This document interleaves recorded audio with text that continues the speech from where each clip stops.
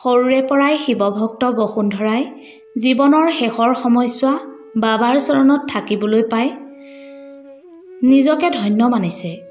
কেৱল বাবাৰ ওচৰত সদায় এটাই অনুৰোধ, প্ৰভু, শৰীৰৰ ভৰসা নাই, এদিন ভাল এদিন বেয়া, তথাপি পূজাৰ ফুল সজাব পৰাকৈ মোক শক্তি দিবা প্ৰভু, মই বৰ অকলশৰীয়া।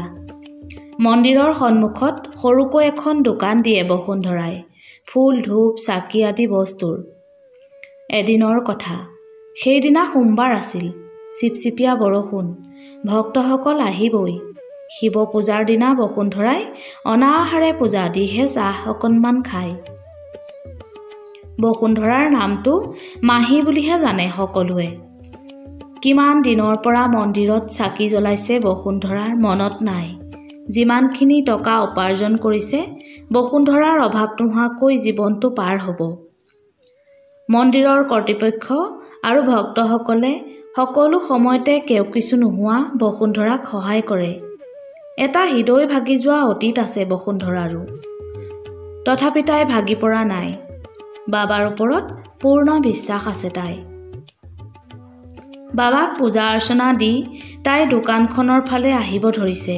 তেনেতে প্ৰায় 16-17 বছৰীয়া এজনী ছোৱালী আউলি বাউলি হৈ আহি বসুন্ধৰাৰ ভৰি দুখনত সাৱটি ধৰিলেহি। নযৌৱনেৰে পৰিপূৰ্ণ ছোৱালীজনীৰ ফাটি চিটি চিৰাচিৰ হৈ থকা চোলাটোৱে ঢাকিব পৰা নাই শৰীৰ। উচুপি উচুপি অৱশ হৈ পৰা ছোৱালীজনীৰ গাত বসুন্ধৰাই ডিঙিত থকা গামোচাখন মেলি দি সাৱটি ধৰিলে। বসুন্ধৰাই মনতে ভাবিলে, তাইৰ পূজাৰ ফল যেন বাবাই তাইক দিছে আজি। বসুন্ধৰাই তাইক ক'লে, তই হিন্দু নে মুছলমান কোনো কথা নাই, মুঠতে তই আজিৰ পৰা মোৰ জী। নাকান্দিবি মাজনী, এই বুলি কৈ ছোৱালীজনী ঘৰলৈ লৈ আনিলে।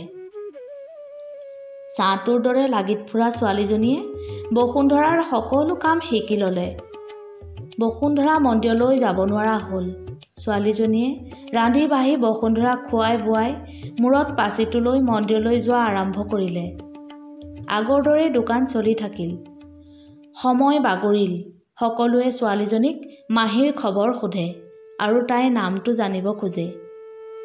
গধূলি মন্দিৰৰ পৰা আহি উপাৰ্জনৰ পইচা বসুন্ধৰাক দি তাই কওঁ নকওঁকৈ ক'লে, আই, মোৰ নামটো সকলোৱে সোধে, মই একো কোৱা নাই। বসুন্ধৰাই ক'লে, মোৰ নাম বসুন্ধৰা, কিন্তু কোনেও নাজানে মই কাকো কোৱা নাই। তেতিয়া ছোৱালীজনীয়ে সুধিলে, কিয় আই? বহুত কথাও মাজনী, সেইবোৰ তই জানিব নালাগে। গতিকে তোৰ নাম বসুন্ধৰা বুলি কবি।